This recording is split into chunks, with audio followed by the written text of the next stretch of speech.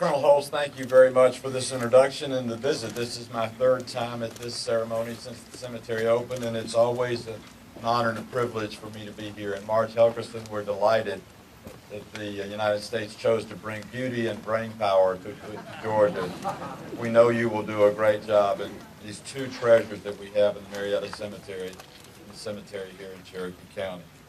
And to Scott Hudgens, who was a dear friend of mine in the real estate business years ago, who has passed on, but before he left, as a legacy, left this land, the United States of America, for the Veterans Cemetery that is so desperately needed at the time Scott Hudgens donated.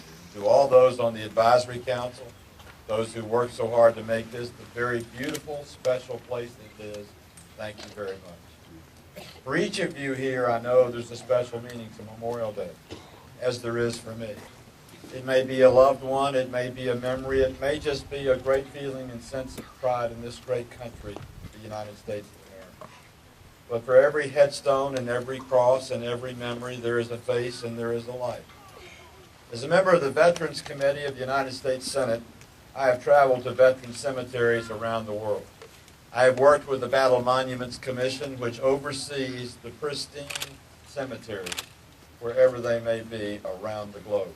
And I think I should note that former United States Senator, former Secretary of State, United States military veteran Max Cleland now serves as the head of the Battle Monuments Commission. I bring you greetings from Washington today on behalf of Max. It was Max and the United States Senate who was instrumental in seeing to it the offer of Scott Hudgens was accepted, the land was acquired, and this cemetery was developed. But you know, a lot of times on Memorial Day, we become a little bit depressed. I do when I see relatively small crowds at Memorial Day service. This is a great crowd today. But to think of every life in Georgia that is alive today because of our veterans, to think of everyone who lives in peace and security, we're a relatively small group. And sometimes that frustrates me. But then there are other things that empower me and stories I like to tell about other Memorial Day services around the world that tell the true meaning of what these men and women who sacrificed and died really mean, not just to the United States of America, but to the entire world.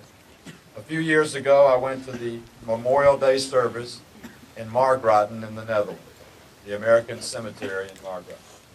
8,276 Americans who died in World War II are buried there. I went expecting not to see many Americans, except for some who might be there on some type of duty or might be working for an American corporation in Belgium. But I was quite amazed, and it's a story I like to tell all over America wherever I go. There were 28,000 people at that ceremony. The Royal Dutch choir, men's choir, sang "God Bless America." The Royal Dutch Air Force flew a missing man formation. And the candidate for mayor of Margraten, who had just gotten elected the year before in 2006, had run on a campaign commitment to buy the 13 acres across the street from the American Cemetery and to build a memorial center and a center of education so the children of Belgium would never, ever forget who came to their rescue, saved their nation, and preserved freedom in Europe. That's an appreciation that makes me swell with pride for what the men and women that died for us and sacrificed in all our wars have done. Last year at this very week, I was in North Africa, in Tunisia, at the American Cemetery in Tunisia, where over 6,000 Americans who died in the great battle between Rommel and Patton lie buried in a pristine cemetery, and walked hand in hand with Tunisians who went through that cemetery and came to our service on that day, just to pay tribute to those who freed those in North Africa who were under the rule of the Nazi Germany. I went to Paris, a place that you don't often think is being very pro-American, and I drove 60 kilometers south to the American Cemetery at Bellewood, where the United States Marine Corps got their nickname, the Devil Dogs, because they held off the Germans for 65 days. When the Germans finally retreated, they said they fought like devil dogs. Around the world, Americans who have sacrificed and died gave their lives for our country, but really for the peace and the security of the entire world. Memorial Day this year and every year should be a day of remembrance and peace, but a day of joy and celebration. We in America are so fortunate to have men and women who volunteer, sacrifice, and die for our country. There's a statistic I'd like for you to leave here today and remember. 0.7% of the population of the United States serves in the United States military or its reserves or guards. 0.7%. In the last 28 years, not a one of them has been drafted or conscripted. They volunteered to serve for their country, and they sacrifice every day.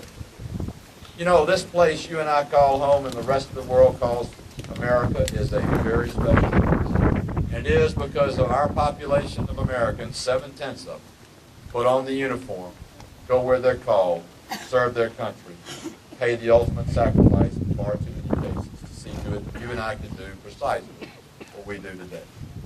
Our Constitution grants us 10 Bill of Rights. Right to assemble, as we're assembled today, without fear of any government oppression. The right to speak out, say whatever it is we feel.